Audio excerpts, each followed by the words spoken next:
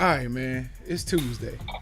You still got on the same thing you had on Monday, Sunday, and last Thursday. Listen, bro. If it ain't broke, don't fix it. But I iron it, look bro. good. I Iron it. look good. I look good. That's the lie you keep telling us. I mean, you don't want to try to auction me off. Which one is it? Well, you're right. So we're just gonna move on. Um, Excited about this show, but I ain't gonna give nothing away. So, hey, don't move. I'll be right back. All right. We ain't even moving.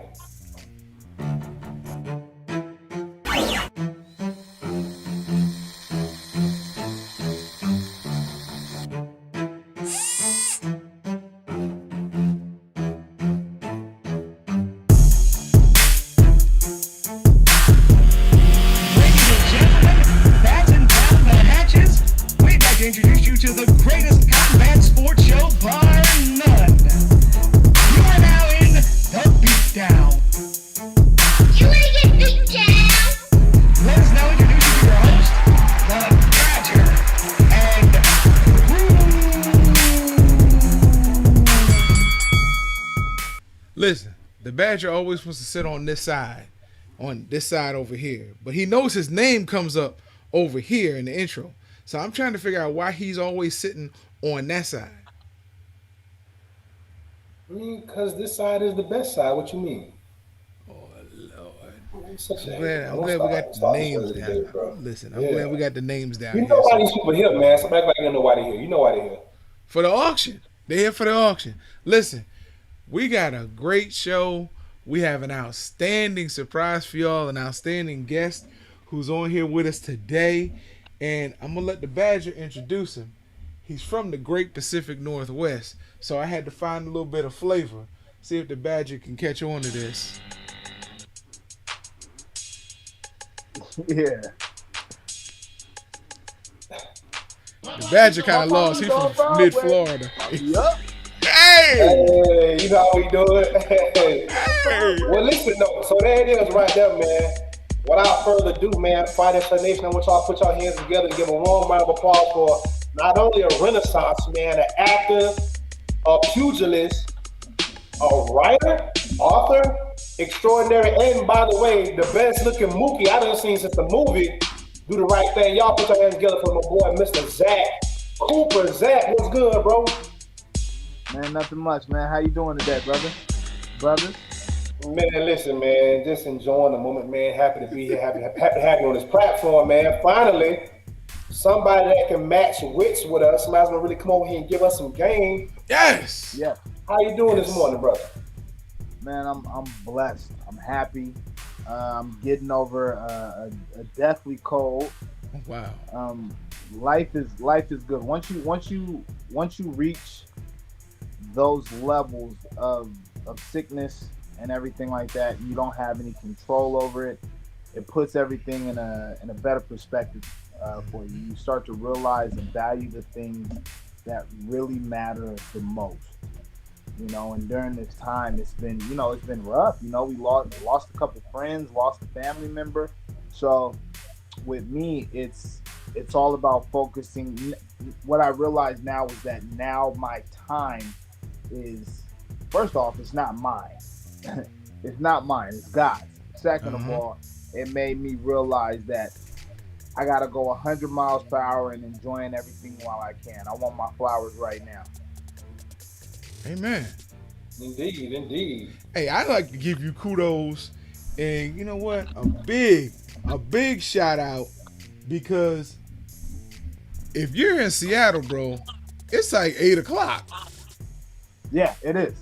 and we Yeah. got people in Central Time zones talking about, man, 11 o'clock's too early. So the fact that you're on here at 8 and dressed, I'm just saying. Yeah. I'm up every day at about 4:30. If I'm not working, I'm sitting here planning out my day, trying to get stuff right for what I have to get done.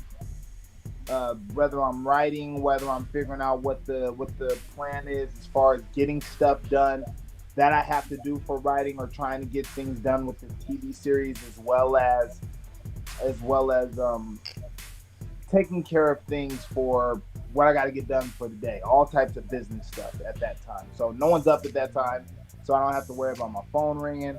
I don't have to worry about any kids. I don't even have to worry about the dog. The dog's knocked out, so I'm at that time I'm making sure I'm getting my stuff done. You've earned this one, brother. Yeah, I mean, yeah. I'm super bad. Yeah. I'm just saying, man, like, we put this man on the show. I mean, we know he got hands, right? But then his brother said he get up at 4:30 in the morning. I'm like, I thought I was achieving something getting up at 6:30, right? When you get up at 6:30? Evaluate my life, bro. I started last week, bro.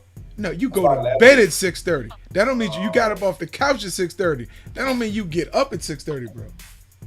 I'm just saying. I digress, bro. I'm just saying. All right, nothing from the guest. Bro, so before we get to all of the elements that make up who you are as a man, bro, I just want to get the easy stuff out the way. 5-3 record in the ring. Somebody that had a lot of skill. You could have kept your foot on the gas. Don't know quite what you're going to do, if you're going to fight again or not. What got you into the sweet science, bro? And once you got to those number of fights, what was the turning point where you decided, you know what, I might take a step back from this? Okay. I may fight just a couple more times, 2-3 more times max. If I want to. The great thing about it is I put myself in position to where I don't have to fight. What got me into fighting was I graduated college right during the time of Bush. Okay. And right when everything was in a pandemic. And I don't know if you guys really remember. I don't know if you guys are too young to remember, but you couldn't even get gas. It was like I remember. It was like there was lines outside the gas station. It was rough. So getting a job was extremely tough. I was trying to get a job at certain places, and places weren't hiring and stuff. So I ended up getting a job because I graduated with my criminal law degree and a minor in legal studies, and I was only like 12 credits away from graduating with my Hold on, wait. I can't let you drive by that like that. I can't let you just float on by that. You got to put it in reverse, back up a little bit. Okay. You graduated with a what and from where? I graduated with my criminal law degree with a minor in legal studies. Mm-hmm. I was 12 credits away from graduating with my pre-med degree. I ended up having to graduate from Central Washington University because I was at. And that the Chippewas? Huh? That's the Chippewas. No. Central is up in Ellensburg, Washington. I started off at South Carolina State in Orangeburg. HBCU, baby. HBCU. Hold on. Hey, Yes. you know? But wait a minute. You're from Washington. Yeah. Not Chocolate City, but the Great Northwest, Washington. Yeah. And you ended up in South Carolina State. Okay, so that's a funny story. What happened was my grandparents lived in South Carolina. Okay. And what occurred was my grandma had passed away. And when I was highly recruited for sports by a lot of schools, football and basketball. What occurred was my grandma passed away. When my grandma passed away, she lived in Myrtle Beach, South Carolina. Okay. My grandpa lived down there, but my grandpa was so in love. You know, when someone's been together for so many years, that's your heart.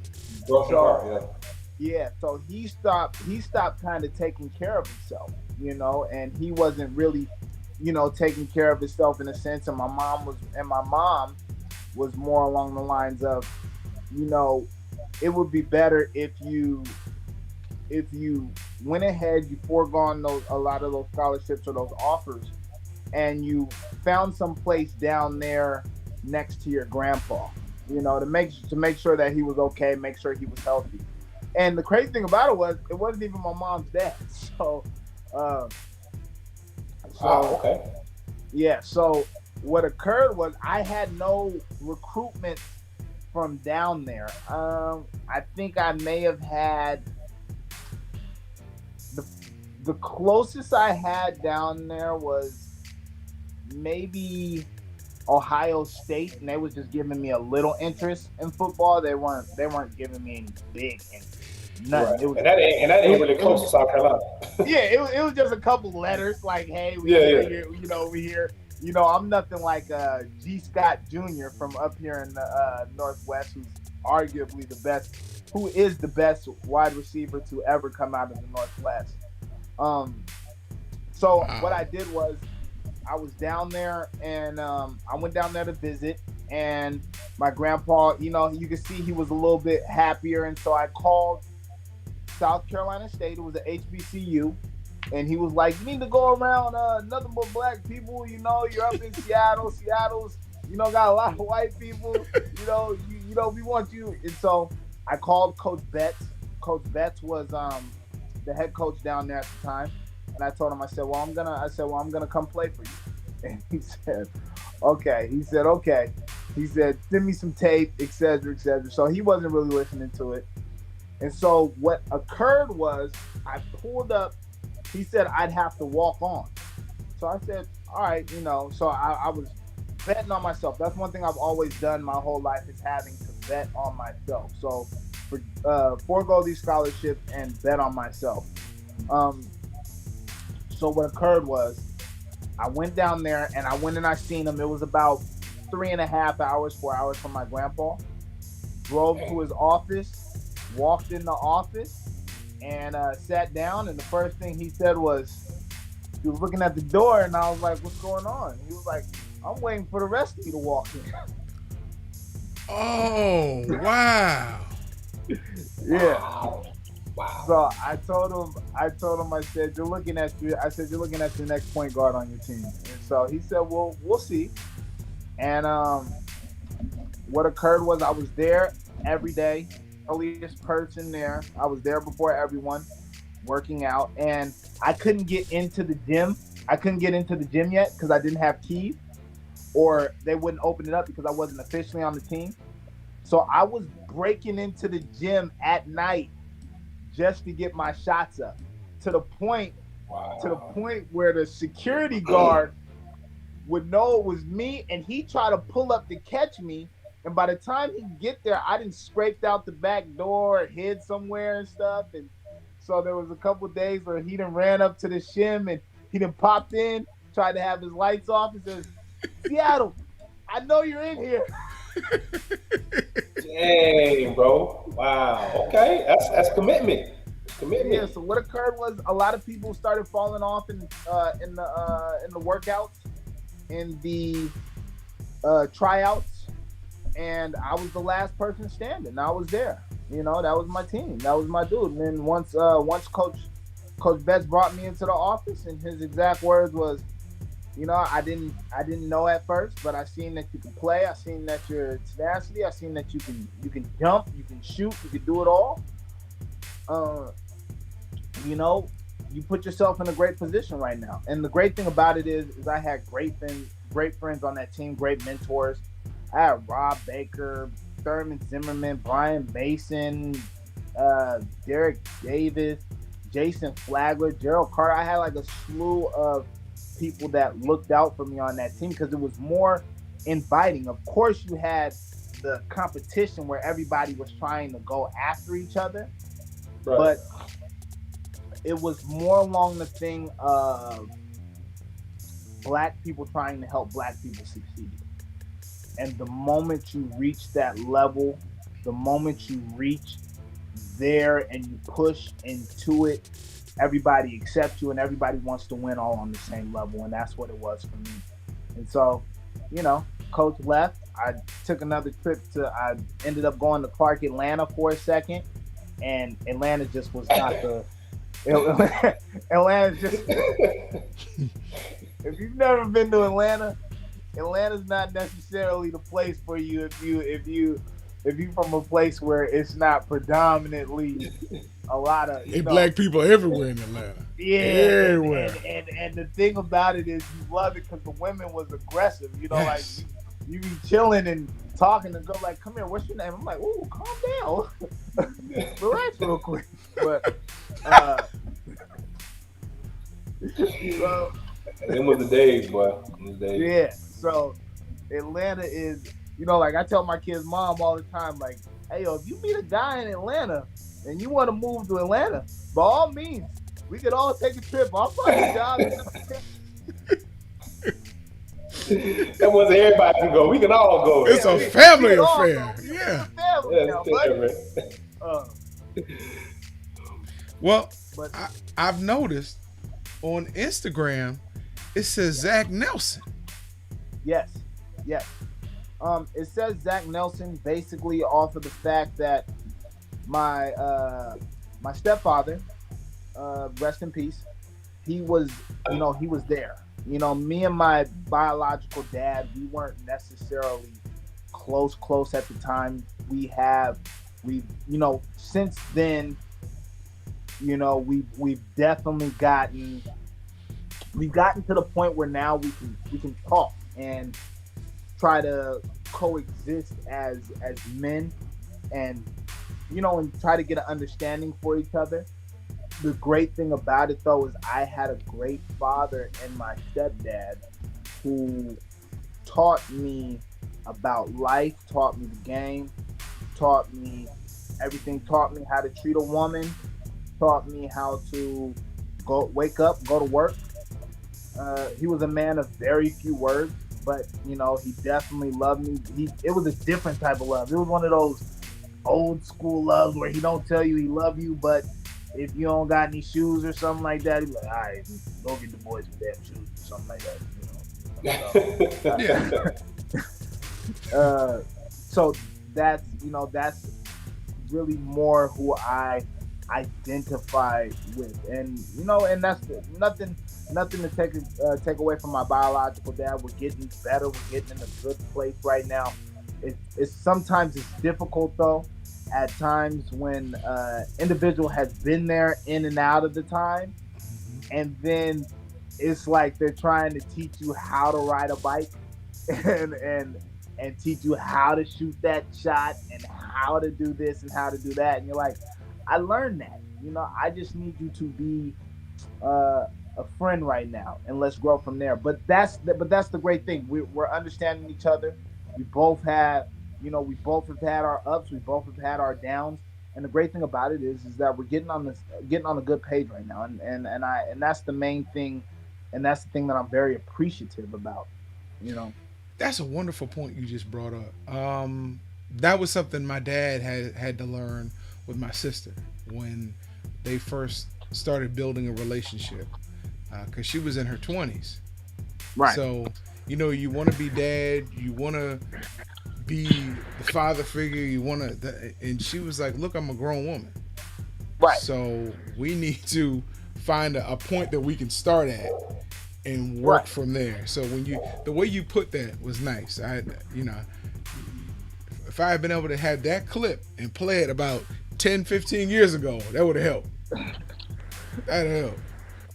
Yeah. You know, it's different, but you know, it's growing by both of us, because I've had to let some things go, and you know, and that's the hardest thing as a man, because you have your pride, and we're not necessarily taught how to deal with our feelings as men. So like when you're out here, when you're put out here in the world as a man, like if you're a girl and you fall and you scrape your knee, or your feelings get hurt, or a dude hurt you, you got your mom and your dad to be like, you know what, come here, it's gonna be okay. You know, I love you. Let me kiss your boo boo, all that stuff.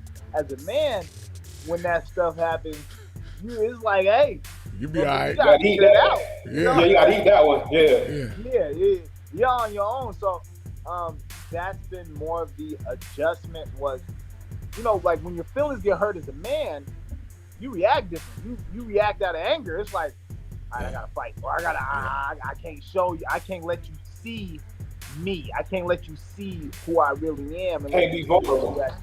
Yeah, yeah. I can't let you see that. So that was my adjustment as for me was allowing myself to get past those. And once I was able to break down those walls, once I was able to allow myself to get in that position to not dislike you or dislike him or feel a certain way for that, it was easier for me to cultivate a relationship. Easier for me to say, pick up the phone, and talk to you. But now as a man, as I've gotten older, sometimes when that phone rings like 7, 8 times, I'm like, damn, dude, like, let me chill real quick. But you could also understand, that there's this time that has to be made of. Yeah.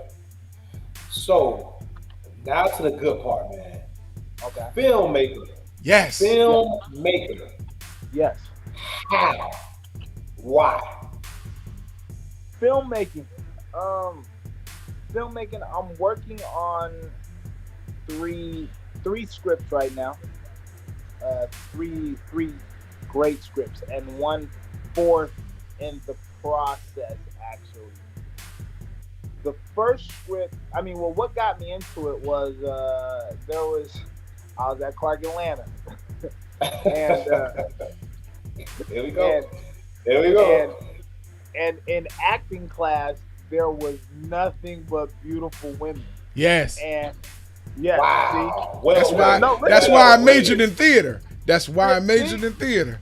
listen. Yes. You got to remember, we had a lot of people that used to walk those areas that you would see. You see John David Washington walking over. You would see Azul, the person that played in Insecure, the first season, Oh, who she had okay. cheated Yeah, yeah. on Lawrence with. Yeah, so Yeah, you would yeah, yeah. see, yeah, you would see all these people, but the women in that class, it was unreal. And I remember I was playing basketball, and there was this girl. She walked by, and I was like, "Shut, where you going?" And she was like, "I had a free. My day was done. That's what it was. My day was done. I just didn't have to go till practice till like 2:30, 3 o'clock." And I was like, "Yo, where you going?" And she was like, "I'm going to class." I was like, "What class you got?" I was like, "I got the same class." And she was like, "I'm going to acting class." I said, "Well, let's go." She said, "I'm going to theater." I said, "Well, let's go." And so I walked in there, and the teacher thought I was just sitting in the back, and the teacher was like, "Oh, what's your name?" And I said, "Zachary Cooper." And she was like, "All right, well, come to the front, show me what you got." And so I came up to the front. I did a little bit of improv acting with one of the people, and everybody was like, "Yo, he deserves to belongs to be in here." So I ended up getting in that class, Wow. and yeah, so I ended up getting in that class, and it ended up going well. And you know, I just wanted to get in the class to kiss the girl Yeah, in a yeah. scene, you know. You fishing and they end So up in a whole other pool now. yeah, yeah, I was on there in a whole different mission. The only difference is that it fell into that scene. So I was happy Yeah, for it. I can't yeah. I can't complain about that. So, but it started good. And once it started going good, it was it was it was from there. It was great. And the thing about it was, I stopped really going to class in a sense, because it started to be it was more along the lines of a natural thing. And once it became natural, once I started getting good at something, I stopped I used to stop putting a lot of effort into it, especially when I was focused on going to the NBA at that time. Like when you're playing basketball, you're like, I'm going to the NBA, I'm doing this, I'm doing that. And so I stopped going to class a little bit here and there, and the teacher would always see me, and she'd be like, "Yo, you're really good at this, etc., etc." The messed up part about it was, uh, she was also my counselor. She was also my counselor. So it was more along the lines of, I would go and see her and then not show up to her class. And so yeah, and so she. You a wild guy, Wait, man. hold on.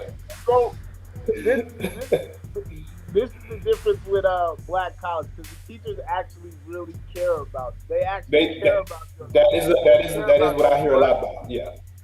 So my mom had called in to see what I needed to come close to graduating, and it wasn't a problem because I was on point and stuff. I would show up, and stuff like that, and I would show up and do my thing and then leave, and I do the bare minimum, and so she started grading me on attendance. Mm. So, yeah. So unless I had a basketball note, I started to get graded on attendance, and that was, and so I ended up passing. I ended up passing with a D plus. But the thing about it was my final project was we were supposed to memorize something, and I did Tupac at the expo in Buffalo, and after I did that, I killed it. And she said to me, she said, "You have an ability to do this, and if you focus on this, if you do this, if you focus hard and you really put effort into it, you can do something with it."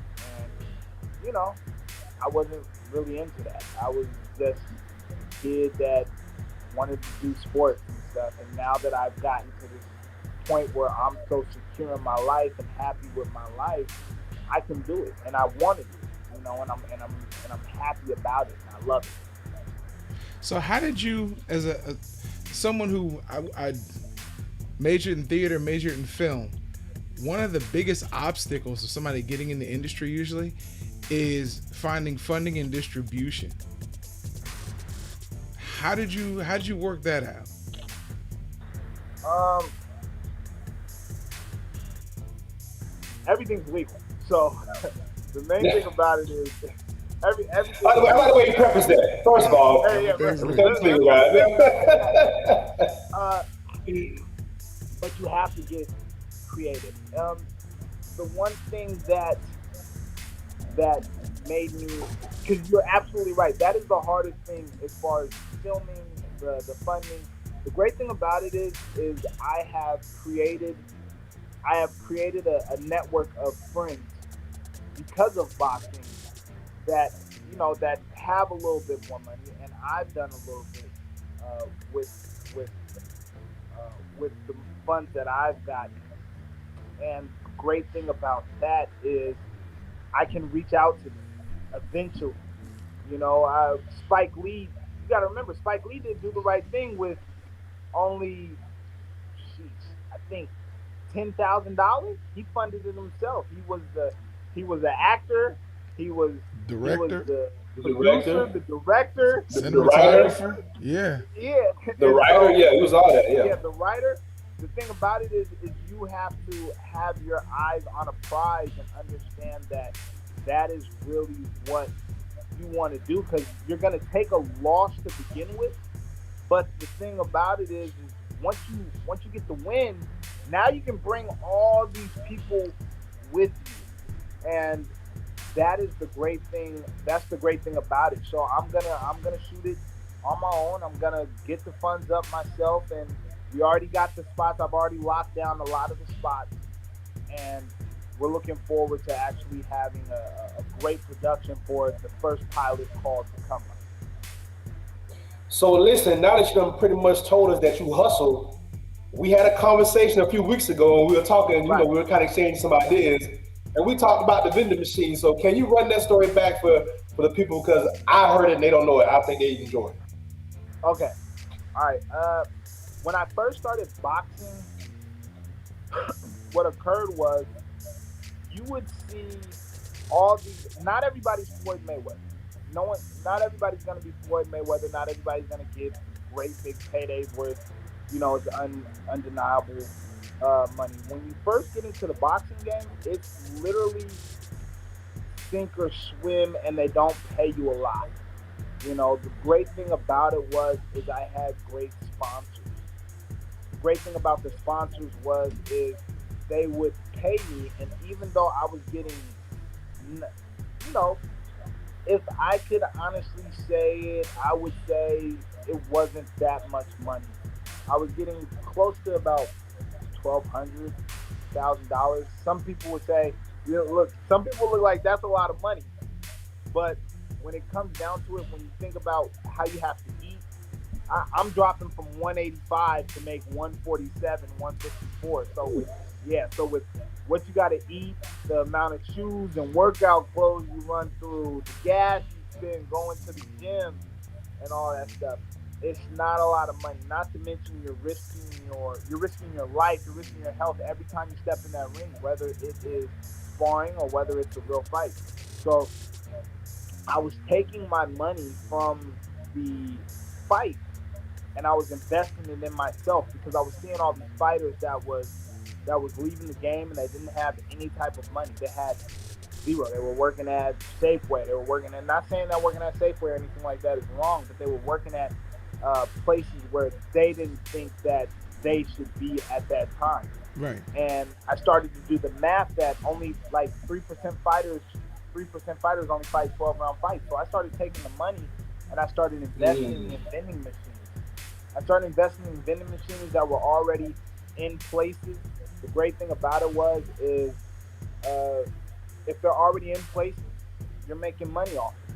And they're gonna make money off of themselves. You make money while you're asleep. So every 2 to 3 weeks, I'd go and I'd pick up vending machines. I ended up getting close to around 15, 20 machines, and so it was a solid chunk of money. So that as a boxer, you stop having to take fights that you don't need, and you're able to say, I take the fight that I want. I've invested in myself because the one thing that you don't have in this sport is you don't have a 401k, you don't have a retirement. All right, and when they're done with you, they just discard you. So that was my thing. I invested in vending machines and a couple other things. That's amazing. We had a kid from my high school. I used to tell this story that, one of those kids that he was friendly, but you looked at you like, man, what are you going to do for a living? Because school just wasn't his thing, even in junior high and high school. But his dad made him work. They still had a rock quarry in Brooksville, Florida. So his dad made him go to work the day after graduation. He worked all summer at the rock quarry, breaking rocks. Right. And he took every check that he had. That's And hard work. yes. And at the end of the summer, when everybody else was going off to college, his dad said, you're going to learn about life this way. And he bought him some vending machines and put them in the strip malls in Hernando County in Florida. And his job was to go around each week, make sure the machines were okay, and collect the money. And Right. once he made enough money to pay himself back from the machines, then he could start spending the money. Oh yeah. But what he did was, go ahead. I'm sorry, I'll make it quick. They started putting up No, apartment go ahead. complexes. And what he did was, he got contracts to take that money from the vending machines and buy Maytag washers because they had lifetime warranties. Washers and dryers. So he stuck them in the apartment complexes. So this kid became a millionaire off of vending machines and washers and dryers. And could hardly spell his name. But I would not mention the name, but yo, because his dad made him bust his behind that summer right after high school, and when he saw how much easier it was maintaining these vending machines, and he said, Dad, their apartment complex is coming up. Do they have washers and dryers in them? He said, well, go ask the developer. And he was able to go in and ask questions, and yeah, he got contracts for their laundry rooms to supply them with washers and dryers. And he got Maytags because you don't have to repair them. If something's wrong, you get in touch with Maytag, they send somebody out right away to repair. Oh man. Yeah. Oh, that's yeah. See, with me, it was different. I had since I was boxing, it's not considered a 9 to 5. So the thing about it is that you was able to get EBT. So I was taking the EBT card and I was buying all the stuff for the vending machines, and then I was going and throwing them in the vending machine, which was 1,000% profit. You know, Yeah. Yeah. so I Keep in Yeah. mean, mind, so I mean, it's you got all you legal. got to, yeah, Yeah. it's all legal. You got to listen. The government's gonna find out ways to take money from you. You got to figure out ways to take money from them. Yes, sir. Legally. You know, it's a cat and mouse game over here. Yeah. I ain't mad at that, bro. I am not mad Wow, at that. bro. Wow. I love that. So listen, man. Yeah, I knew you would. That's why I wanted to tell the story. I figured you'd get a kick out of that. So, bro, what is going on with the modeling? How did we get into this? Where did this part coming from? Like the throwback pictures you were doing for different actors. I don't know if that was a Oh, modeling thing or if that was just or if that was just something that you were just doing for a short period of time. nah, man, that's just something I do, man. I have Oh, okay. yeah, yeah. I have a couple things in mind. I got actually, I actually got a place, man, and they took me for my money. I got it back from the bank, but I was actually looking for. I bought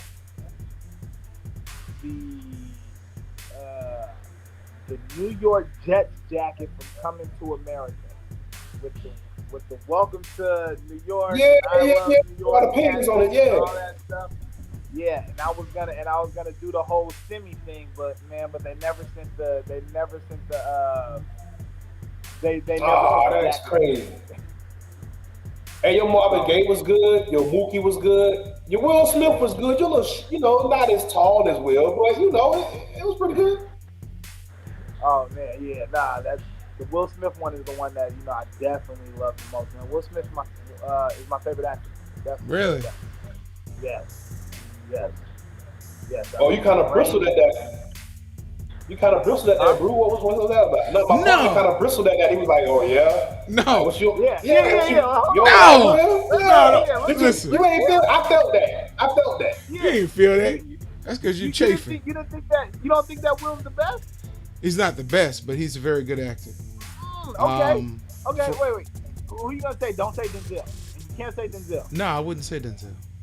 All right, who would you say? Um, that's interesting. If I had to list the best, wow, Give me your top three. That's my that's fine. Top three beats. top three actors. Yeah. Okay, male or female? You know what? You really got to break it down like that too. Yeah. Male. Okay, male. Um,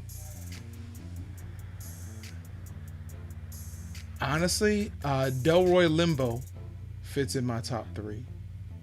Okay. Um, I know who that a lot of people are like, who? But then you've seen him in everything. This Christmas, he Yeah. played the Joe, the guy who was sleeping with Loretta Devine on the side. Um, I really like. I'm not a big Idris Elba fan for his acting quality, but I would definitely have said, in his mind, he just Chadwick Boseman. is. You know what? Idris Elba is a great actor because in The Wire, he was so good you didn't even know he was English.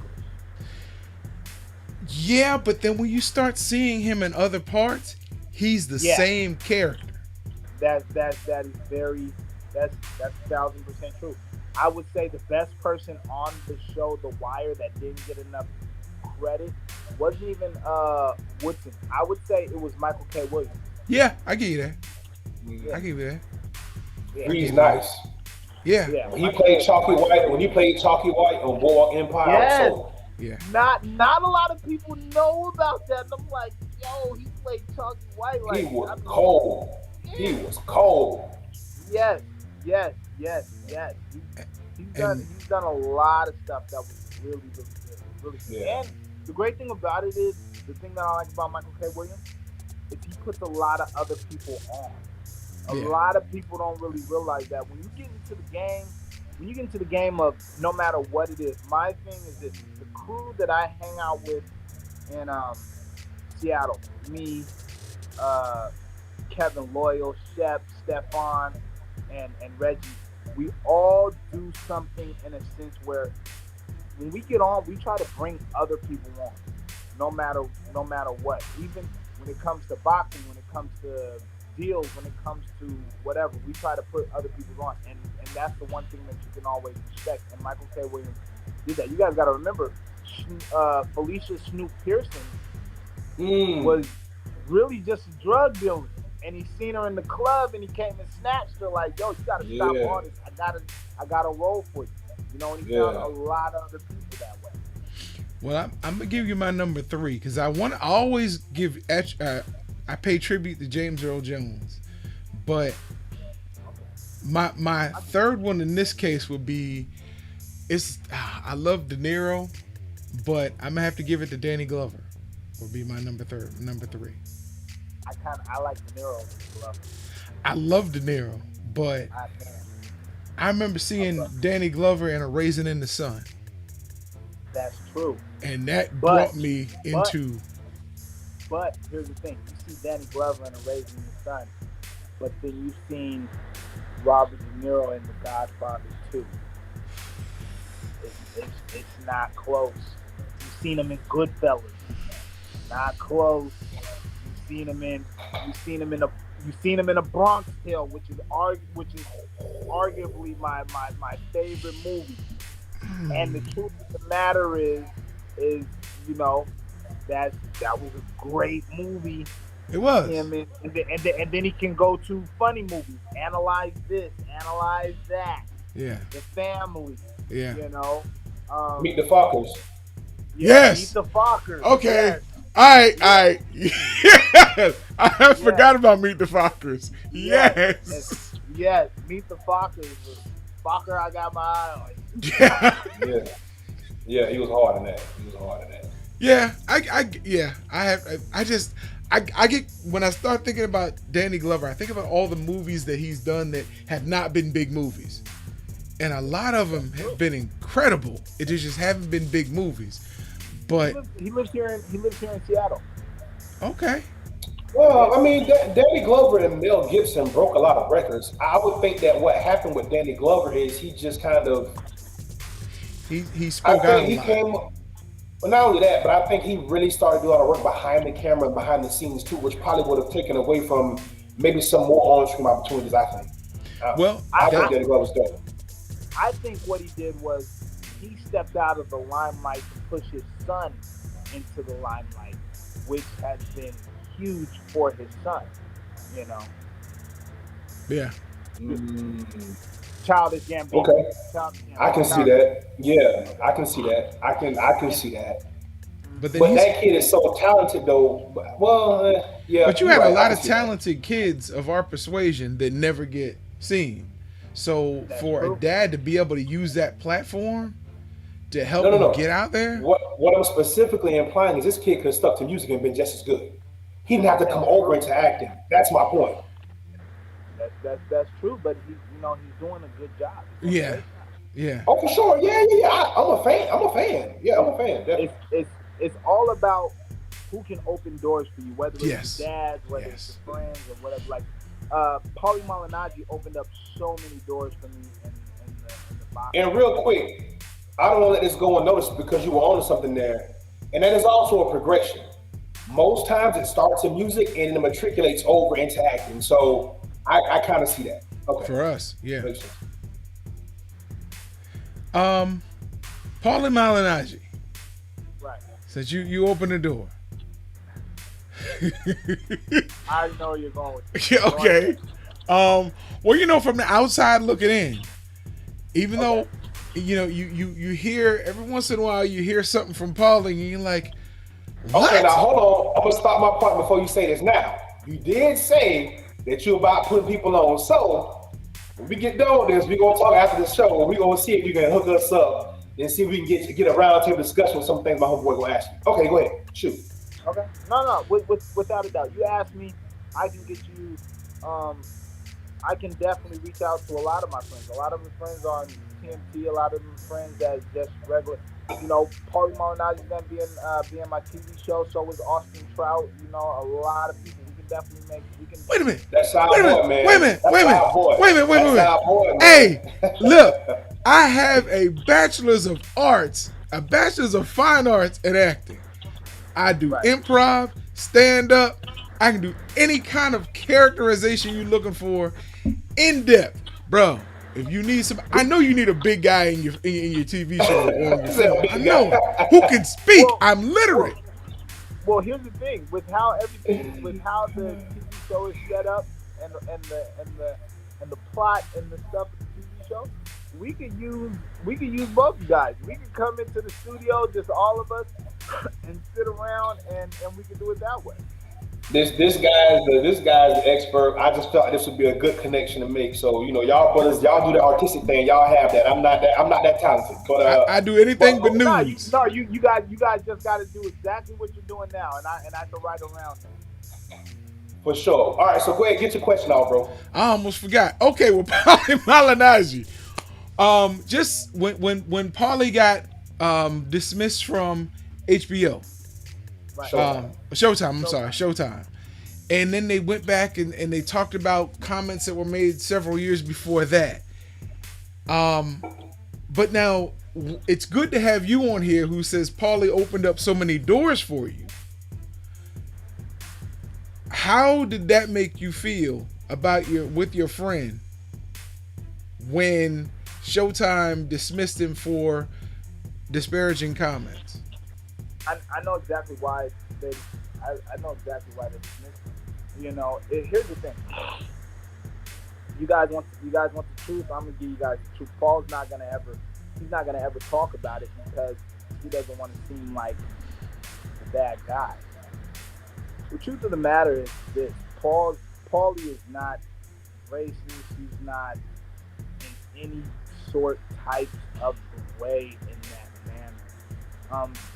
He has a plethora of friends of all creeds, cultures, races, and all that. The difference is this: there's two reasons why that stuff was brought in this sense. One is he's an avid Republican, and during that time of being an avid Republican and supporting, that dickhead who was in office. Can I say that? Yeah, you already did. You Go can ahead. say whatever you Yeah. want, bro. Supporting that dickhead who was in office, it looked bad because why? That guy is no question, undoubtedly, unequivocally racist. When it came to him, here's the difference. For the remarks that were made, people fail to realize the origin of the remarks comes from him sticking up for someone of color. When Devin said, what did he say? He said, I would never let a white boy beat White me. boy beat me, right? And everybody hopped on it, and P hopped up like, nah, he's younger, he just doesn't understand this, that, and this, etc., etc. We're also from the era when people were completely disrespectful. People fail to forget B Hop poured the rice and beans on the Puerto Rican flag, and then threw the Puerto Rican flag against Trinidad. They was gonna get on his ass too. Oh, Yeah. that was gonna be bad. When Greg Hogan said to Chavez Sr., only thing I don't know how you're gonna sell when all you're gonna have is a whole bunch of farmers and lawnmen at the fights and stuff like that. Right. So Devin was going back to that era. Paul was sticking up for him, and so Showtime had got mad at him. What it really derives from is when Deontay Wilder fought Tyson Fury originally. The first one. Right? Everybody who watched the fight, even me, because I'm always going for the black guy.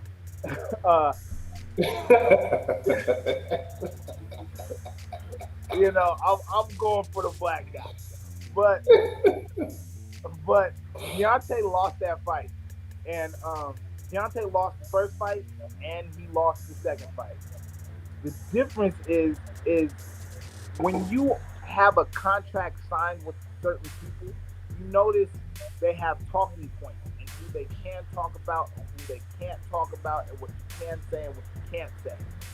Now, if I stick up, if I say that a fighter has lost, if I say that a fighter has lost and he's with the program, it's not gonna bode well on me. It's not gonna For sure. look good on me because why? For sure. That's supposed to be someone that we're paying, and if Yep. we're paying him, it's going how he's gonna feel is a certain way, and in recourse of that, in retaliation, that fighter ended up leaving Showtime and going to Fox.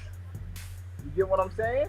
Mm-hmm. So that ended up taking away a lot of money out of a lot of people's pockets, which was already put you on the bad side. Now, when now when the now when the situation happened with Dev and all that stuff, and people don't really realize this is that if you're asked to issue an apology and you issue an apology and then they come if I ask you to issue an apology and you issue an apology and I say no here and I give you what to say in the apology and you feel a certain way about that in a sense of saying like no, this has nothing to do with how I said and how I felt about this in that sense. You're making it sound completely out of context. I'm not saying it. And then now you're mad because of that. And it's like, all right, well, you're not going to do that. We're just going to go our own separate ways. And if we go our own separate ways, we'll be fine. We're going to say that it was a great ride. We're going to go somewhere else. We're going to do this, that. Uh-oh. Lose the audio. Am I there? Yeah, now you Oh are. yeah, Okay. yeah, yeah, yeah. All right. We're going to say, we went our own separate ways. It was a good ride. Everything was great, etc., etc. The difference is this, though. If I know that, we'll put it in street terms. If I know that you're the best, we'll put it in better terms. If I know that you're the best person that sells computers, all right, or you're the best at what you do, is my voice off? Yeah. No, your voice is on, but It's It- delayed. yeah, your video's delayed. Yeah. Oh yeah, okay. Yeah, it is. Yeah, go ahead. Uh, but if you're great at something, the difference is if I let you go, you could possibly end up going to the competition because everybody is going to want your services. All right? Everybody's going to want your services. But if I make you radioactive and I bring up If I blackball you. yeah, if I but blackball you in a sense where I don't blackball you, but I just make you radioactive. Yeah, nobody wants to touch you. Yeah. Nobody wants to touch you. Because here's the difference. What happens if Paul goes to Sky Sports? What happens if Paul goes to ESPN? And you have Paul up there with Max Kellerman and Roy Jones, or Max over there at Sky Sports, and they replace the Latin Snake, and he's up there, and he's up The there zone, on yeah. that, yeah, on the zone and stuff like that. Now they become a major player. Gotcha. Yeah. So I'm not gonna really get too much into that, but I could definitely tell you the one thing I know about him is, he's definitely not what people think or say. He's opened up a lot of doors. He's helped me out a lot. He's helped a lot of my friends out. He's helped out a lot of people that was over that are in New York of all different colors.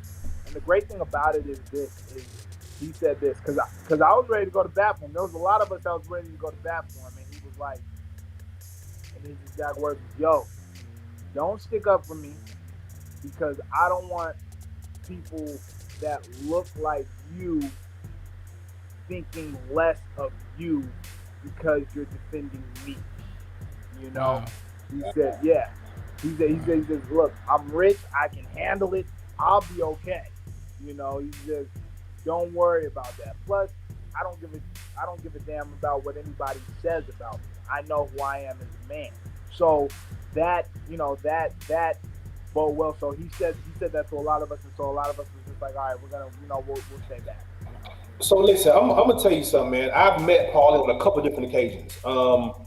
When I was, doing, moving around on that scene.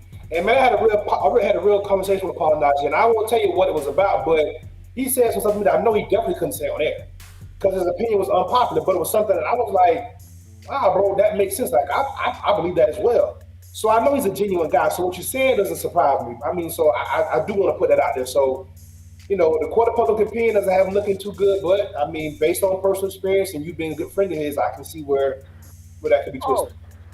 listen, there's one door that he opened up for me that I was trying to get open in the boxing game that not a lot of people opened up for. Like, not a lot of people was trying to help me. A lot of people were either saying stuff bad about me. A lot of people were trying not to help me. And the one thing he said was, "Yo, I got you." And so then when when we took care of it, and then something came through, I said, bro, I said, what? Thank you. I said, I got you. I said, I'll pay you back this, that, and this, man. I'll do whatever. And his exact words was, don't worry about it. Family looks out for family. That's it. Wow. Wow. Family looks out for family. And Listen, and yep, I know you play a lot of different characters. right. I'm seeing with the hat turned back like that. I'm seeing Adrian Broner, bro. I'm seeing Adrian Broner. You really gotta do an AB character, bro. Oh man, listen, I like AB. I'm a fan of AB. I think AB is a genuine person, and I think that's the reason why he'll never die out in the boxing game. I think that people dislike his antics and stuff like that, but people who are just genuine working class people every day, they will pay to see him fight because he keeps it authentic, he keeps it real. He doesn't do the PC. Sometimes he goes overboard. He definitely goes overboard, but he's a person that people in the community, whether it's rich or whether it's poor or whether it's middle class, they can relate to. In some fashion. And that's the thing that goes for him. That's the reason why a lot of people want to see him win. A lot of people want to see him lose, but a lot of people want to see him win because they want to see the best for him. He's like, and he's also a walking social media billboard, Oh, which my partner over here kind of made me start thinking it's brilliant marketing. He's probably the best marketer in boxing for himself. I don't know. I hate to say this. Jake Paul Ryan might be the Garcia. best mark. Jake Jake Paul. Paul might be the best. Jake Paul might be the best Well, marketer. We're talking about real boxers, bro. We're Yeah, talking, we ain't gonna do that, bro. We're Yeah. talking about We real ain't gonna do that. boxers, Yeah, yeah. we ain't gonna do Okay, that. come we're on, talking about real man. boxers. All Yeah, right. yeah. By the Real way, boxers. are you scheduled to fight Jake Paul soon? Who? You, because he's We know you want no caps back for your homeboy. Yeah. We know you want no caps back for your homeboy. I would beat the brakes off of Jake. It would. Y'all better stop that. Y'all. Man, better listen, stop that. listen. Let's get the pan campaign going. yeah. Let's get it going. You want to get back to your homeboy. They gonna overlook each other because you ain't been acting. Have Nate in your It's that corner. perfect. They can be your corner man, right? Listen. Jake, okay. The Nate, here's the thing. Okay. I'll get into the Nate situation in a second. But the one thing that they're definitely not doing, they're not putting Jake in there with me. They're not putting Jake in there with me. I'm a better boxer. I'm a better boxer. I'm a better fighter. I got bigger nuts. I'm tougher. All right. And I've been through it. That's the thing. It's different when you've been in this sport. You've been hurt. You've been, you know what I'm saying? You had your hand broke. Your ribs have been hurt. You've been training so hard that that bell starts to sound like white noise. The rounds are getting longer. You know, you have days in, days out. You got to go days without eating to make weight. You know, like I am a completely different animal. Like a completely different animal. I don't belong in the same realm as people that that have done other sports, whether it's Too Tall Jones, whether it was Shaq, Ooh. whether it was yeah, I am a person that was born and bred to be a killer. In order to in order to go to hell and beat a man, you have to first have lived it. And I've been there. I've lived in those situations. And that is something that is unreal. I know exactly how I would have beat Jake. I know exactly how I would have beat him. I would have outboxed Jake. And then I would have beat Jake up. It would have been a different type of fight. It would have been a completely different fight. As far as Nate, as far as Nate Robinson, um, you know what? When Nate first came in the gym, he was very, very green. You could tell he was someone had not um, that had not boxed before, you know. And Jake is just Jake's just a better boxer, a better fighter. If they fight 10 out of 10 times, um, Jake's gonna be better.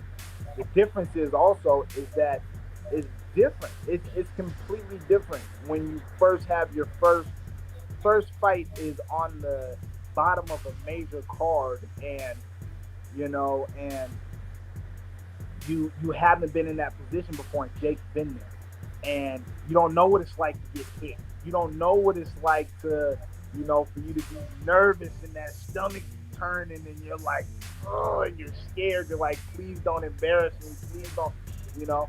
And the one thing about it though is when it comes to Nate, it's like this. Would I like to see him fight again? I would. I would like to see him fight again off of the simple fact of the matter of you get in there and you take your bumps. You take your bumps and your bruises with the 1 week they love you, 1 week they hate you. You just make sure you get paid on both of those weeks. And the one thing about it is that anybody who is a fighter who watch Nate fight, anybody who's a fighter, you can see all the people around the world cracking jokes and saying stuff and ha ha ha and stuff like that.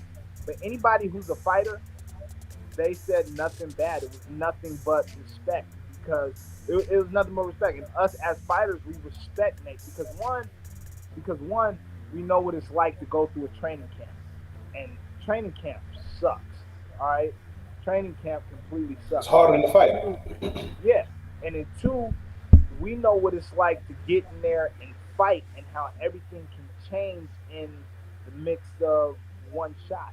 So it's nothing but respect. Respect. Hats off to him. Proud of him as someone that went from Seattle and fought, even though he came up on the losing side of the point. Hats off to Jake. Hats off to Javion. Hats off to DJ Flores for having a fighter that came in there great. Yeah. That came in there and did a great job. But I would like to see Nate fight again. The difference is though is that you take him down to Mexico, you take him down out of the country, you take him to Montenegro, you take him to not Cuba, but you take him up to Canada or something like that, and you have him fight in competition that you think that he can beat, and then you get his confidence back because confidence is everything at first, and then you send him along the way to fight again if he wants to fight again. But that was a big step right off the bat, and proud of him. Happy that that he at least got the experience. And the one thing that I'm happy about is that both of them got out of there full health, and they definitely got a paycheck. You feel me? That's what it's all about. You get a paycheck. Listen, we're all about supporting combat sports. We're all about supporting the combat sports artists, the people who get in the ring, the people who get in the cage, the people who put their life on the line to go through training camps. To the point where my partner over here still works out with MMA guys 4 times a week.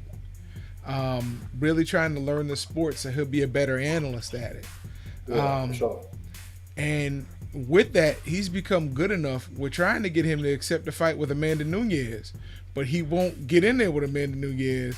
He keeps saying he wants to fight Mike Tyson if Mike will put on a gi and it would just be a straight BJJ fight.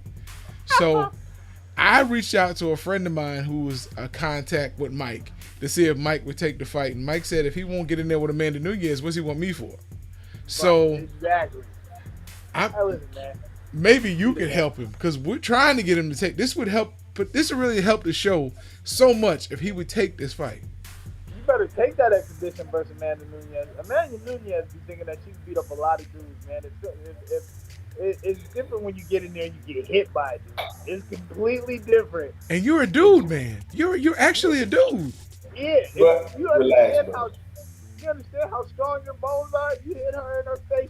Come on, see, thank you. I'm so glad you're on the show, man. You can talk some sense into him. Let me let you in on something, bro. So I was down in Coral Springs at American Top Team, and she was training there. And I asked, I was talking with her, and she asked me one of the pictures. She said, sure, she took a picture with us, bro. She put her arm on my shoulder, bro. She different. I'm good. I don't want no smoke, bro. I'm all right. Right. I'm good. She built a little different, bro. She's a little more sturdy than we giving her credit for. I tell you that much. You could take her, bro. Right. You hit her with a jab and she feel it. Take her, bro. You could take her. Come here. Calm yourself down. See? That's it. Look at this man. He's showing you what to do. Come on, Rock. You can do this. Hey, I'll tell you what. If I take the fight, I'm gonna bring you in to be my trainer. You be one of my cornermen. How about that? I got you. I got you. I got you. We'll set that up. We can set that up. Yes. Finally. And that's great. And that's great publicity for the show. You can say it's an exhibition. You listen. It'll be like girls are running the world. They'll be like, oh my God, we love her. She can do it. Yes. And then you get in there and you just shut out. And then you just put her in her place, and that's that. Ooh, I ain't say that, but yeah, that's what you. Yeah. All right, so I would know though. I ain't say that. You put her. Hey, listen. Listen. I am a firm believer. Listen. I love women. I think Serena Williams is arguably the greatest athlete of all time. I think she's the greatest athlete of all time. But when it comes to combat sports, I don't think that women should be in there with men. Absolutely. You're gonna learn today.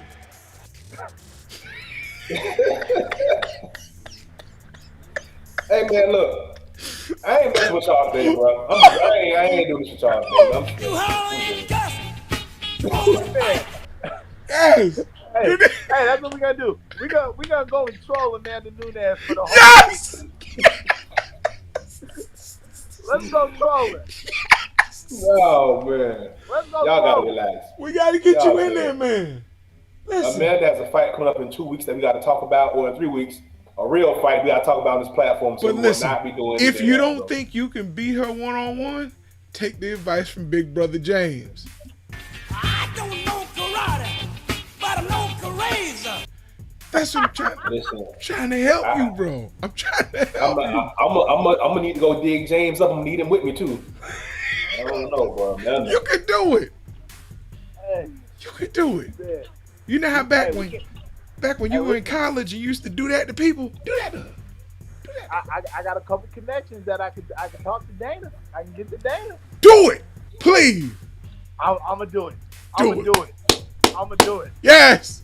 Yes. I'm gonna reach out. I'm gonna reach out to a couple people. We gonna talk to Dana. We gonna say it's like an exhibition fight. There's a lot of exhibition fights that have been going on lately. Bro, bite that on your mouthpiece. Real tight. Just you can do it, bro. You saw Usman had to bite down this week. I don't want to bite down like that. Watch out for that. Watch out for the overhand right, and you straight. Man. Yeah. Man. You She's said Southpaw, ain't she? Ain't she a no. lefty? She conventional. Yeah, She's she's conventional. conventional. Okay. But you said that you could put a Kimura on anybody. That's all you got to do. Let her take you down, pull guard, put the Kimura on. No, we definitely ain't going to the ground. That's definitely not happening. No, hell no. You crazy? Nah. Mm-mm. Nah. I've been said I was a little bit I'll crazy. put Mike put Mike on the gi though. I'll Oh, take the shit out of Mike. see, you want Mike, and Mike will be sleep around here. you lucky my connection couldn't come through. Oh, Look, I can't hear me. hey, Bro, even the Jay audio Dixon, don't go, bro. even Jay Dixon said you can do it. You got fans now, bro. You got Man, fans. Hey man, tell Mike to gi up. Put on that gi, Mike. We ready. See, he always wants who he can't have. That's his problem.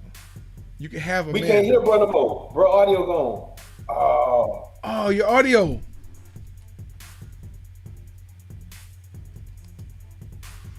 Yeah. What happened? I don't know. It went out. It was doing good. It went out. Probably Amanda put some roots on it. Amanda could have put roots on it. That could have been the thing. You got to be Haitian to do roots, though, bro. She's not No, Haitian. you bro. don't. Whatever. No, you don't. Santeria. Oh, that's right. That's right. What a good roots, anyway. Oh man, oh no, we gotta get Oh, you. we lost. Hold on. Let me check something. But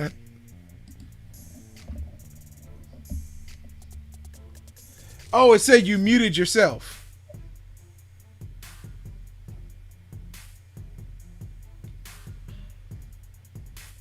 There should be a box on there that has mute that lets you click off of it so you can unmute yourself. How about that? Yes, there we go. There you go. There we go. Yeah. All right. So he's convinced. Everybody, stop calling me real quick. I'm doing I'm doing a podcast right now. Okay. Unless it's Dana.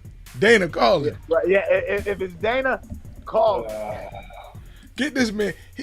Tell me he's a talented fighter. I believe in you. Listen. We're going to bring this up on the we got another podcast to talk about. They're going to bring it up on their show. Listen, Hey, one thing man. you don't want though is you do not want Mike. Mike is a different type of. Yeah.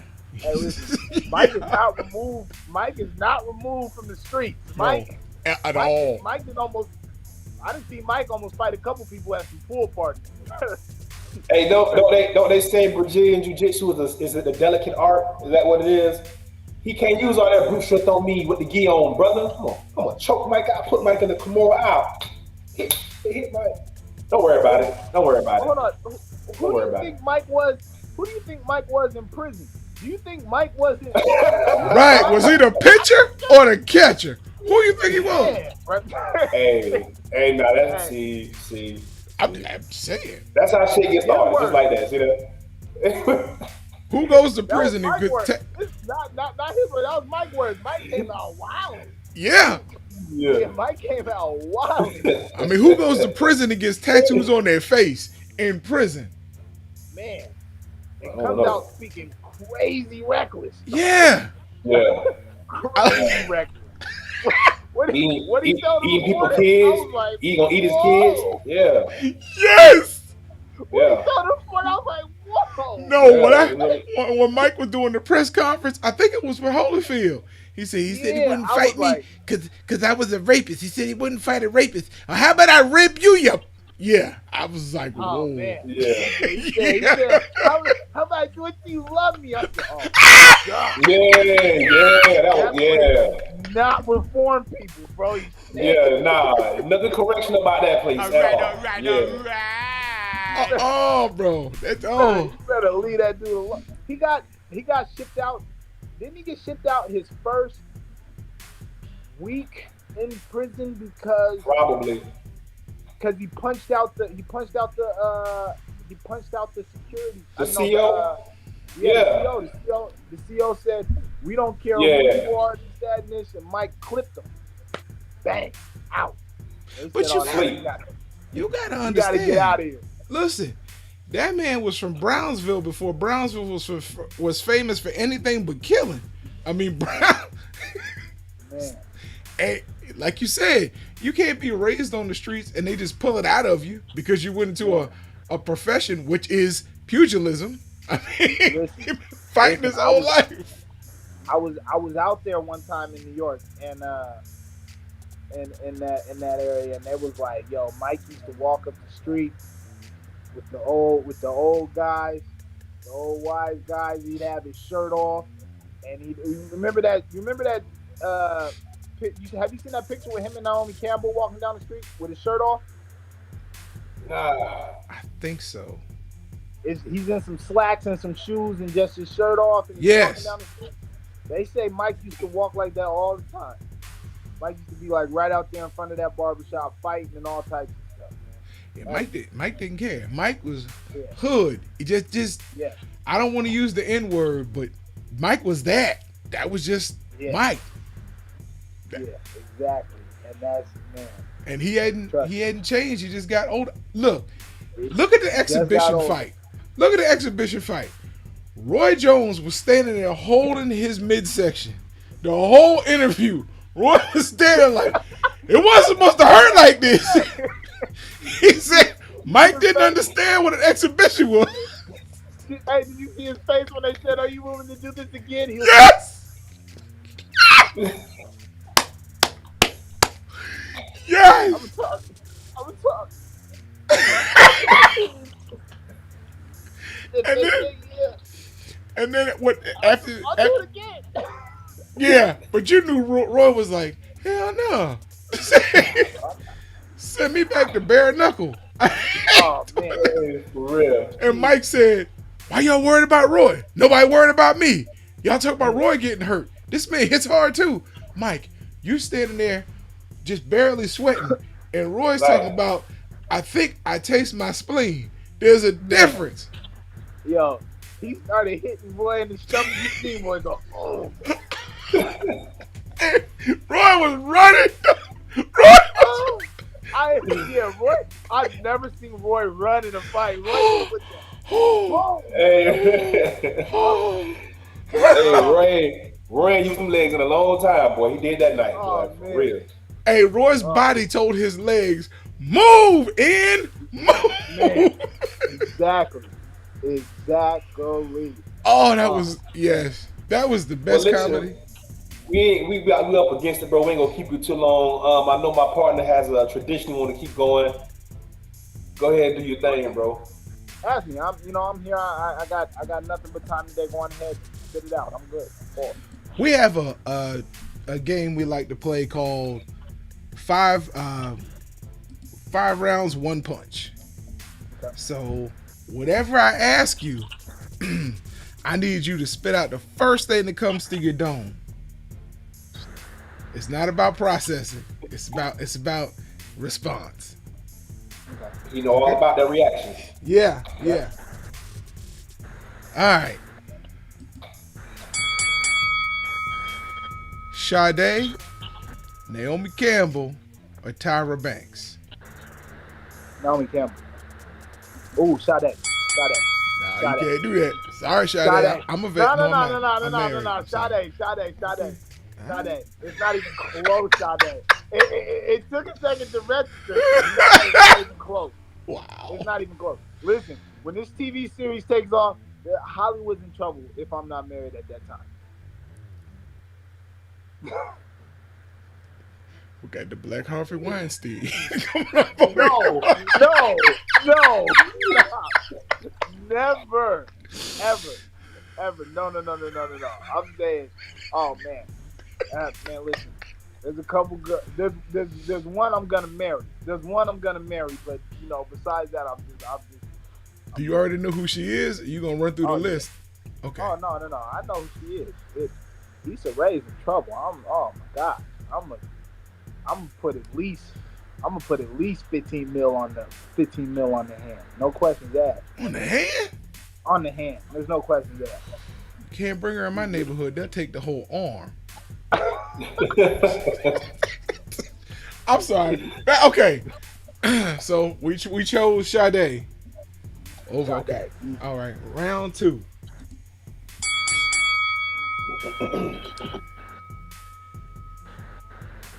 Salmon or pork chops? Salmon. I don't even eat pork. I haven't ate pork in like 10 years. Sammy. All right, all right. My all dude. right. My dude. Okay. All right. Round 3. Ali Frazier. Hold on. Hearns Hagler or Wilder Fury? Which Ali Frazier? Ooh. The first one. He lost. I'm gonna go. I'm gonna go Ali Frazier. I'm gonna go Ali Frazier for the simple fact that Ali was a pioneer and he had just came back, and and Ali was making it cool to be black when people was trying to say it wasn't cool to be black, and they tried to ostracize him and hate him, and he made his way back into it. I'm gonna definitely say Ali Frazier. Ali is the GOAT of all GOATs. All right.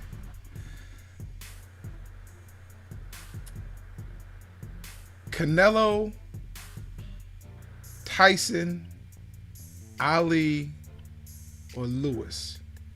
The GOAT. Oh, Ali. It's not even close. Why is Canelo even in Thank you. Man, you got to come back on this show. All right. And the last question, and you'll recognize where this is coming from. Is it better to be for your children to remember you for what you've said or for what you've done? what you've done, what you've done. You could be a man of little words, but your actions as that man reflect a lot. Kids can imitate a lot by what they see. So if you show who you are as a man, they are down to repeat that. And in the same arena, but from your favorite movie, is it better to be loved or respected? You mean feared or respected? Yeah, I chose love instead, but yeah, feared or respected. Okay. Fear lasts a lot longer than love. No, fear lasts a lot longer than respect. Yeah, you're right. You're right. Interesting. Okay. That's true. All right, champ. But listen, man, we definitely appreciate you bringing you on the pod, bro. We were gonna have you back. You now officially one of our cousins, bro. So now whenever I hit you up, I'm pretty much like, cuz, what up? You ready? Yep. We need to bring you back on the pod. So I need to make sure that we on the same page. Oh yeah, without a doubt, man. Anytime you guys need me on, I'll be on. I'm sitting here writing. I'm sitting here. Today is just a good day to sit here, reflect, write, get some stuff done, enjoy myself, and start putting in stuff in the way for the future. I got to fill out some paperwork for SAG and all that type of stuff. Okay. We're, Look, I mean this with the utmost respect. My partner's probably gonna take a jab and make it seem like I mean this as a punchline, but I mean this with the utmost respect. For someone who is 5-3, you have seemed to make more waves in the boxing community and done more stuff than somebody who's got a belt at 30-0 has done. I'm impressed. Well, here's the thing, and this is the thing that people don't really understand when it comes to boxing. Utilize it for what you need to use it for. People fail to realize that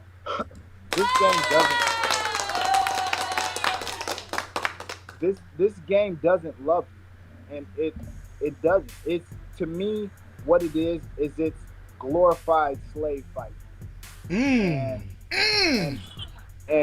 And the thing about it, with it being glorified slave fighting, is it becomes one of the situations where you got to think about it. They bring you out, they put you on a scale, they let you talk bad to each other, they weigh you to see what's the nicer specimen from the wrist all the way down the body. They put you out there and they put you against another man, and you basically have to fight until one of you can't go on or until someone stops you.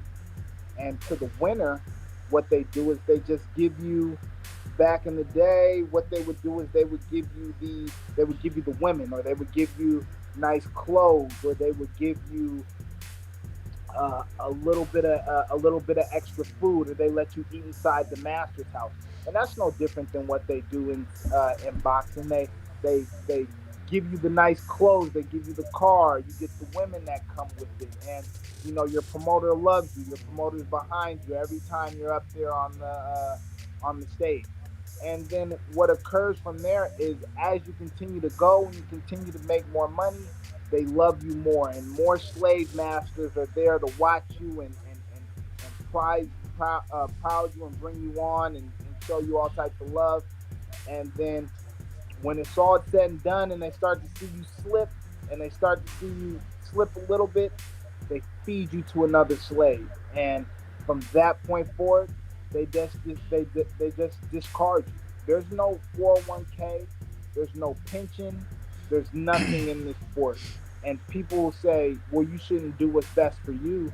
At the end of the day, you have Pritchard Cologne, Pritchard Cologne, you have Patrick Day, you have a million other fighters who have lost their lives in that ring, and the sport continues on because the promoter doesn't necessarily care about you. And so you have to do what's best for you. And so with me, when it came to this, I said I have to do what's best for me. I won't be one of those guys that is just being used to be thrown away. I'm going to use the sport for what I can use it for, and I'm going to go about my way. That's the reason why I think that a lot of boxers, I think that promoters should offer their boxers at least at the minimum, a college education. That way, you have something that you can back yourself up on. That way, you can go into different routes and you can do different things in that manner. It's okay. I know we're up against it. I gotta ask No, the I'm, question. no, I'm not. I mean, you can talk to me. I'm good. What's going on? We had a debate our first season about whether the NCAA should sanction boxing again and offer scholarships and have boxing teams like they did prior to, I think, 1948 when they got rid of it. You have boxing clubs in college, but that doesn't come with a scholarship. And we had two schools of thought, and I had to respect my partner's school of thought. He's like, well, they go through the AAUs, why go to college and let more people make money off of you? And I was like, well, because you can actually leave there with a more knowledge and a degree in something else that can maybe help you matriculate through society if boxing doesn't work out. So I mean, we both waged our arguments on it, but how do you feel about the NCAA offering or sanctioning boxing again and offering boxing teams with scholarships? I think that the NCAA should. I mean, the NCAA makes so much money, and they exploit kids for kids for their own physical. I mean, for their own financial gain. You have to understand this. At the end of the day, there will never not be a college football season. They make $2.8 billion per year off of college football, so they'll always do it. And I think that with that money, you take that and you put that in other departments, such as a boxing program. That way, you're offering boxers the opportunity to make a living if boxing doesn't work for them. If boxing doesn't, because it's not the old school days where you can go 0-6 and be a champion like Mickey Ward, or lose a certain amount of fights and be a champion like even like a lot of the fighters now. It's everything is that everybody loves. But when you have that college scholarship, and it's a guaranteed scholarship for 4 years, the difference is now they're working towards something. You may have a boxer out there that is going to be the next best engineer, like Juan Baby Boy Diaz did. He took his money and he went to college and he became a lawyer. Now he's a lawyer, you know. So if you allow that, you have no idea. A lot of people think that boxers are unintelligent. The difference is sometimes they're products of their environment, but sometimes they just don't have the funds or they didn't have that opportunity to goal for create that goal for them in a sense. Listen, if you are boxing, uh, in the words of my friend Zachary Woolman, may he rest in peace, who passed away recently. In the words of my man Zachary Woolman, if you are boxing, something has really went wrong. You're getting punched in the face for it. Wow. So, so I think that they should offer scholarships. All schools, whether it is Big Tens or small schools or even JUCOs or whatever it is. I think that these kids deserve a higher education. I'll agree Touche. with you. Touche. All right, Champ, man, we greatly appreciate you coming on. We gotta have you back. So, Definitely. my goodness. And remember, I'm available if you need an actor for. Listen, I'm telling you, we can mess around and get it all together where I got the whole group in there and the one person's being interviewed or two people being interviewed and we can do it. But I could do that. I could do that. I could do more than that on screen. I'm telling you, anything but and all you guys got to do is just do what you're doing. I do anything but nudes. I'm good. Okay. See that's what I'm talking about. Like you What? do good, you be on the horse and then you fall off. You do something No, like that. Fell I just- good. Now you talking about Fell business. right off the horse. No, I just, in case anybody was wondering, like a producer or a director or Nobody a writer wondered. who's on the Nobody- show, nobody in case wondered they were wondering, I just, this is for my wife. I It don't didn't want- come up. Harvey Weinstein's about to call Yeah. Nobody wondered you. that. I'm not accepting that call from the correctional He said facility. he wants them news. Wow, Oh. really? Okay, all right. You said it earlier. I had to rebuttal. You think I forgot? I didn't forget. Wow, Forget. you really went there though. See how I Put that right in remember. my pocket. You Yeah, pinch up and put put it right in that his one pocket, bro. Put that in your pocket. Wow, he really went there though. That's what I'm trying to. I Yeah. didn't think you were gonna do that. I did. You thought I forgot? I remember everything. Uh-oh. Who's that? Oh, it's Adrian Broner's beard. He wants it back. He wants it back. Hey, before we get out of here, champ, give me your top 3 fighters pound for pound regardless of weight class. Men, go. Okay.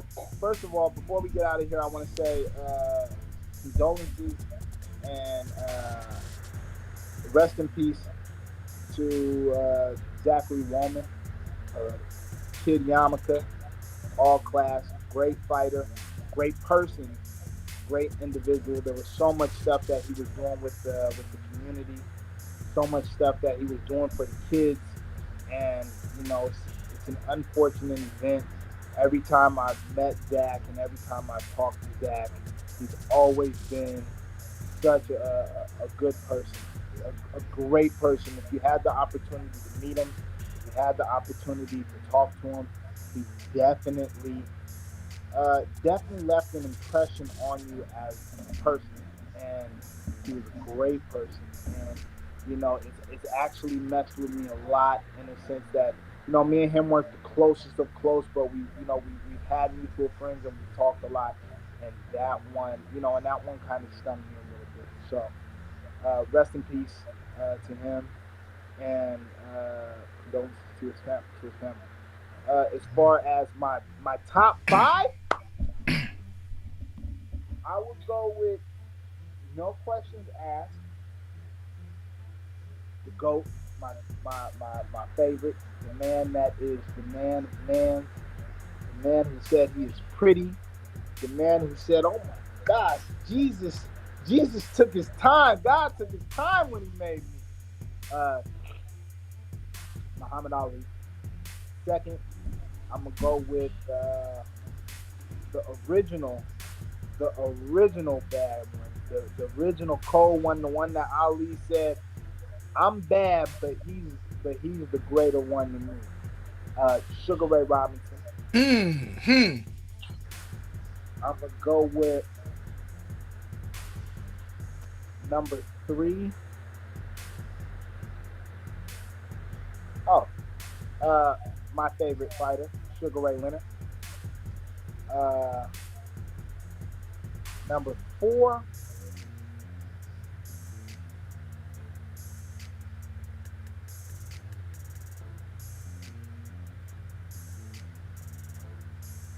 Ooh, am I gonna go with Marv? Can I go with Marv? No, no, no, no. Number 4, I'm gonna go with Roy Jones in his prime. Okay. I'm gonna go with prime Roy Jones. I think Roy Jones in his prime. If Roy Jones would have won up and won the heavyweight belt and walked away from the game, we would be arguing if he wasn't the greatest fighter that ever fought in the game. So Roy Jones at 4. I'm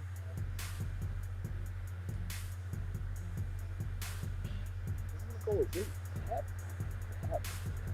Uh, you know what? Number 5. 5. Can I put Floyd in there behind him? But I just can't. It's amazing. It's amazing that we're debating the guy who retired undefeated. No, well, I mean, okay, you're right. He retired undefeated, but I'll go with this. Number 5.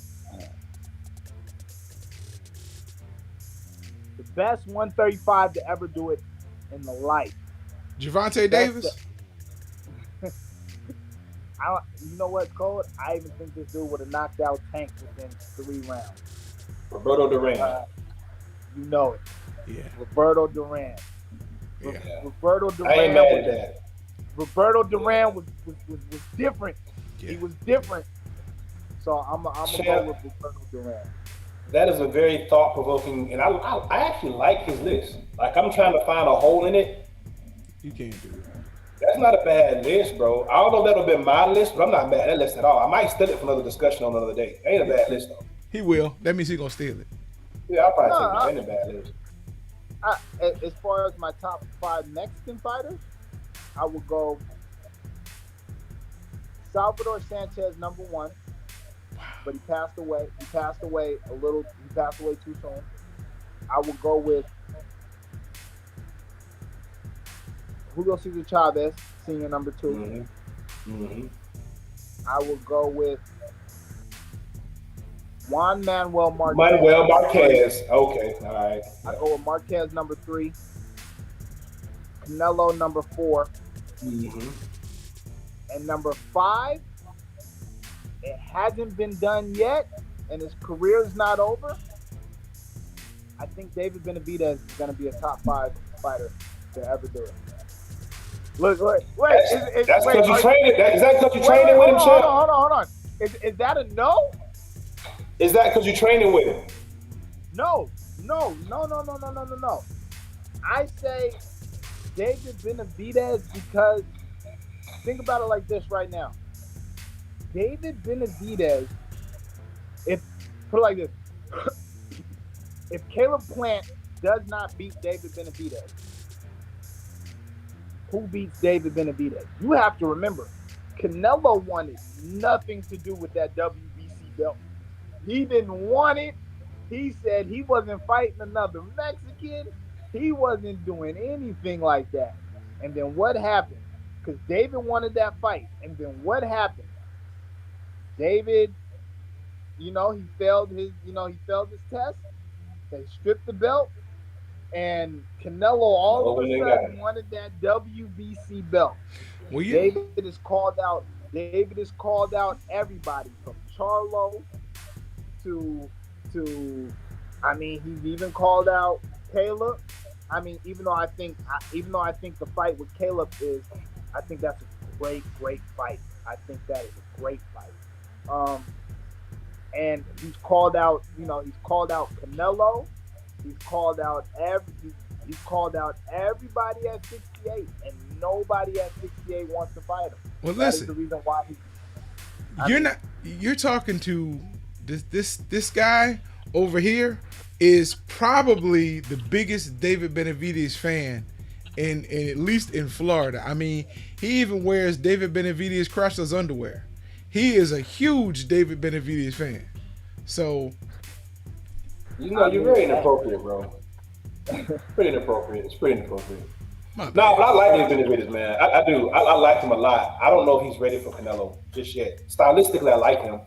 He needs to learn how to move his head. He got a little bit better defense, but I like him. His hand speed is underrated to be as big as he is. He let them things go. Like he's Not only is his hand speed underrated, the thing about David is this. I thought he was just one of those come forward, fight you Mexicans like Alfredo Angulo. David is a lot more athletic than what people give him credit for. People don't really realize that David is actually very, very athletic. And I think, I'm telling you, before it's all said and done, David will be that guy. David will be number 5. Mark my words. Okay. We'll have this conversation in a year, and you'll be like, all right, I can. Hey, well, if he that convinced, then we gonna see. And like I the kid, so appreciate we'll it. That definitely see means what he got. Yeah, that means we'll still be on a year from now. So hey, Oh, yeah. that too. Without a doubt. See? That too. Without a doubt. That- considering you gonna hook us up with Hollywood, we appreciate that. We appreciate it. All right, champ. But listen, man, we're gonna let you slide, brother. I'm gonna jump back in your DMs later on. We're gonna connect. We definitely appreciate you having you on, man. Before you got here, though, leave your social. Everybody keep up with you. Okay. Also, if you guys need anything from me, man, don't hesitate to let me know. If you guys need to get in contact with anybody that that I'm a little bit closer to, or some people that I talk to, or anything like that, you guys are trying to set up an interview, you guys let me know, man. People helping out people, man. And that's definitely the thing. Blessings for that, man. Social media. On Snapchat, my name is I Hate Zach Cooper.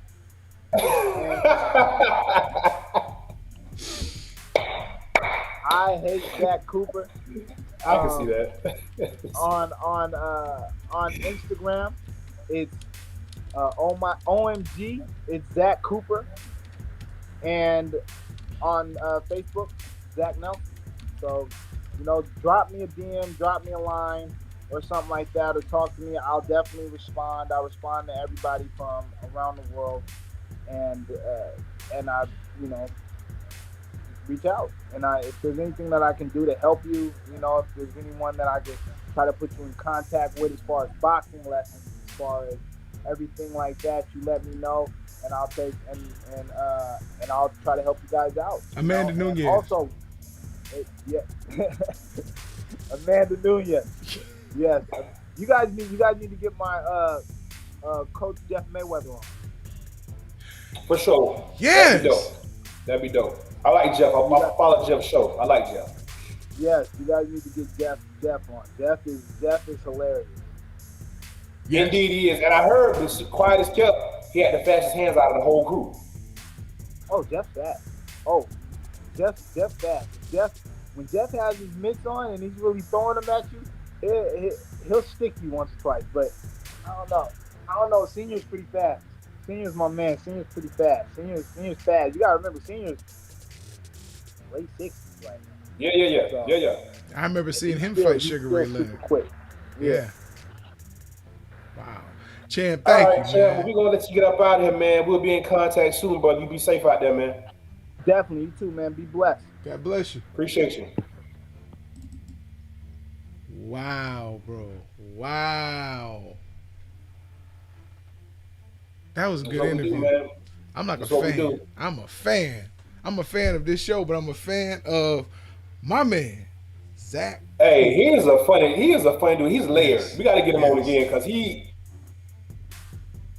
That's why you froze. he's You were getting ready to say something interesting about me. enough. Yeah, we got to get him back on. Yeah. Yeah. No, I said I think we should get him back on because he's layered. I like the guy. Yeah. Yeah. I'm like all these different facets of him. Like he's 5-3, but listening to him and the roads he's made in boxing, it's not about reaching boxing glory. It's about using boxing to reach glory. It's amazing. Man, the man was buying food with his food stamp card and putting it in the vending machine. That let me know Yes. he's a different type of brother right there. He's Yes. always on a different Yes. wavelength. He's always trying to figure something out.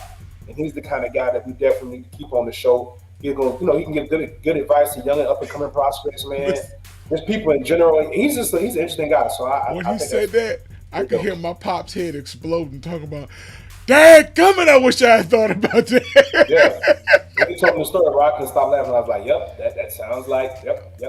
I started pricing the vending machine while we were on the air. Mm-hmm. All right, brother, go ahead and give your shots. We can get out there, man. Listen, shout out to everybody who's been on here. Jay Dixon, Kenneth Clark, Samantha Clark.